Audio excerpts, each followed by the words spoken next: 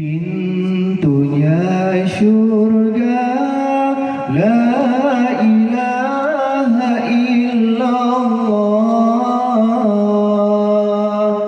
Kunci pembukanya Muhammadur Rasulullah.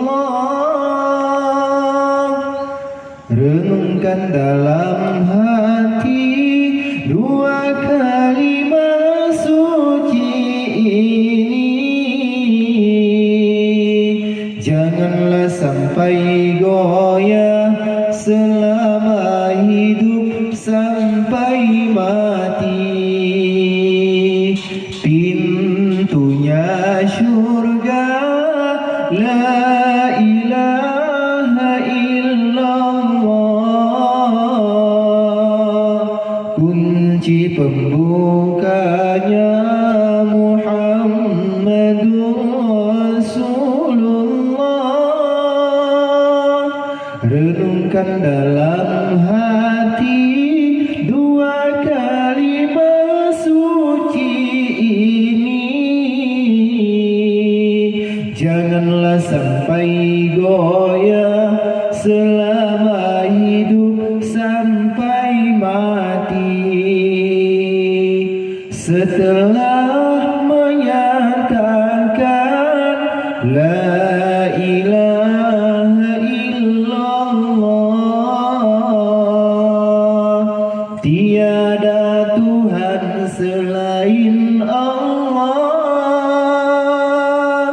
taatilah perintahnya, jauhilah larangannya.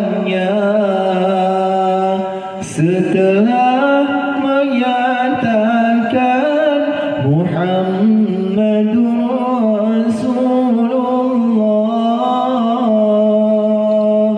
Nabi Muhammad utusan Allah,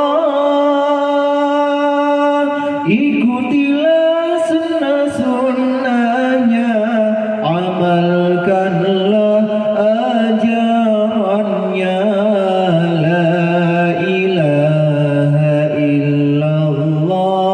Itulah pintunya syurga, Muhammad Rasulullah. Itulah kunci pembukanya.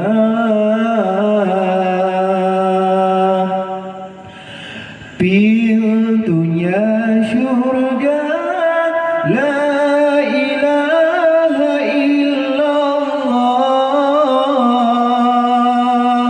kunci pembukanya Muhammadur Rasulullah. Renungkan dalam hati dua kalimat suci ini. Janganlah sampai goyah selama hidup sampai mati. La ilaha illallah, Muhammadur Rasulullah. La ilaha illallah, itulah pintunya syurga, Muhammadur Rasulullah. Itulah kunci